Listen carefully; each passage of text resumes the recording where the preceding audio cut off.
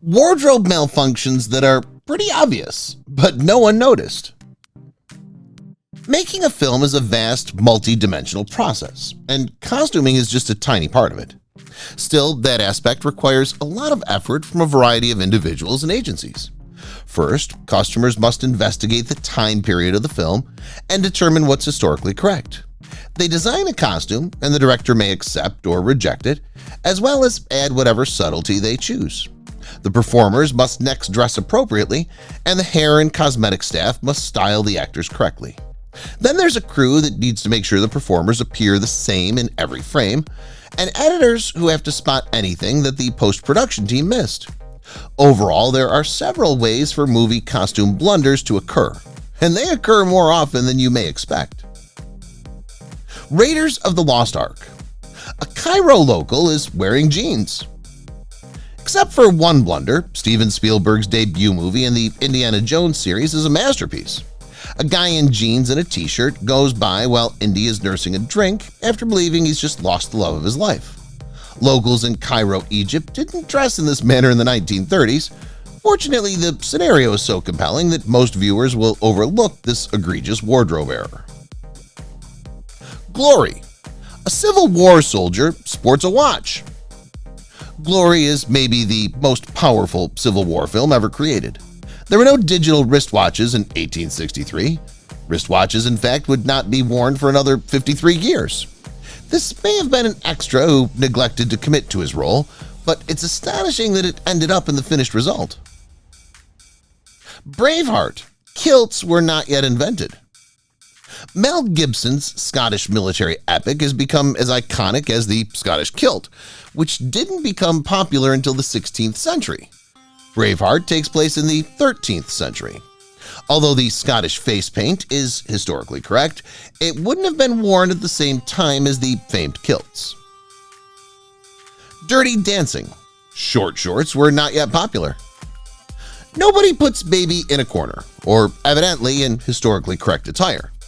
Jennifer Grey, who plays Baby in Dirty Dancing, is shown above in denim shorts. While some youngsters experimented with short, cut-off denim shorts, they didn't become widely fashionable until the 1970s thanks to rock icons like Patti Smith and Debbie Harry. The Last Samurai.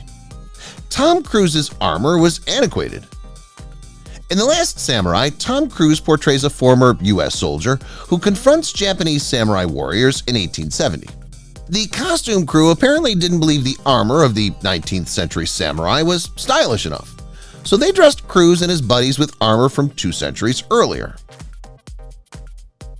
The Other Boleyn Girl. Portman's hair should have been worn back. They only got half of it correct. Natalie Portman is dressed appropriately for a lady in the 16th century France. However, the French hood usually had a veil attached, and her hair should have been pushed back behind it. Allowing a lady of rank's hair to be shown in public was scandalous. Jovovich's revealing bodysuit. No room for protective padding. Lilu's bodysuit is the result of her regeneration in a genetic healing machine, where the device's straps easily wrap themselves around her body in precisely the correct spots. Gaultier intends for Lilu to seem nude but not nude. This bandaged appearance, meant to represent her newness and exposure to the future world she finds herself in, provided Jovovich with some practical issues. There was a lot of skin showing, so I got pretty bruised up because I couldn't wear pads and other things that other people could wear, she said to Vogue. It felt like I was wearing a bikini, you know? I was 19 and I was little at the time. I just got really into the character and didn't feel any constraints. Schindler's List. Women in concentration camps did not shave. The ladies in Schindler's List all had smooth legs and armpits, yet the women in concentration camps would never have access to razors of any sort. It's an easy error to make. Director Luc Besson's idea for Lilu to have orange hair. While Gaultier developed Lilu's 2 characteristic ensembles, Besson came up with the concept for her character's orange hair. It was Luc's idea that Milla should be a redhead. That was not mine, Gaultier said to Vogue. There's always a dominant color in my films. Besson said in an interview with Entertainment Weekly, the Fifth Element orange, The Professional was brown, and Valerian is blue ice. Lilu's orange suspender outfit is supposed to be futuristic nostalgia for the 1990s.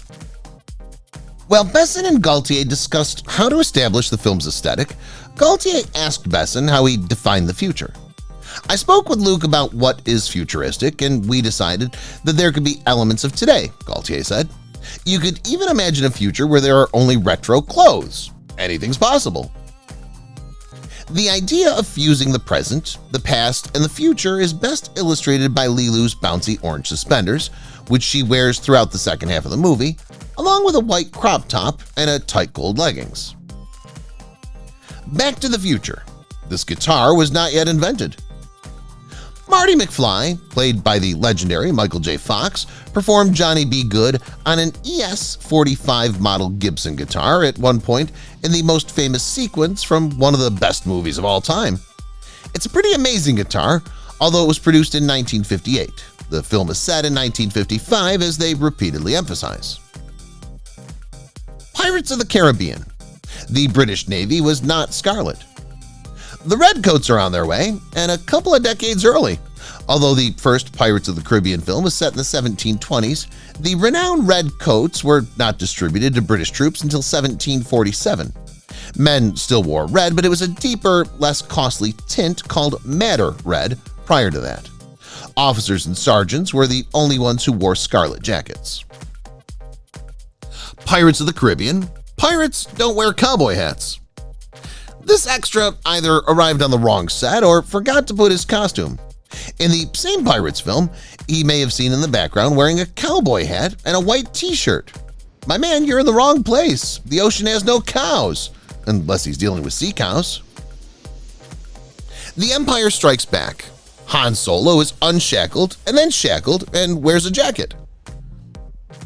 This classic romance scene from the second Star Wars film has various errors. First and foremost, in alternate shots, Han Solo is shown chained, then unshackled, and then shackled again.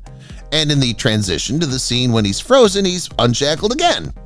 Then in one of the last cutaways, he's wearing his jacket, while he wasn't previously. Who is continuity? The Wizard of Oz. Dorothy's hair is long, then short. There are several errors in The Wizard of Oz, but one of the most vexing is Dorothy's hair, which is continually changing lengths. It progresses from medium to exceedingly lengthy in alternating scenes, and sometimes alternating shots.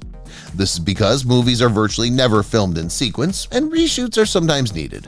But nowadays, the actress would have been compelled to retain her hair at the same length throughout the whole filming process. Pompeii. Too many purple robes. Many of the more wealthy characters in the film Pompeii are shown wearing purple robes. At the time, this would have been a daring and hazardous deed. Purple was a hue reserved for nobles due to the high cost of producing the dye. Nero, the emperor at the time, prohibited their use by anyone other than himself. Anyone who violates the law would face the death penalty. Harry Potter and the Chamber of Secrets. One of these things doesn't belong.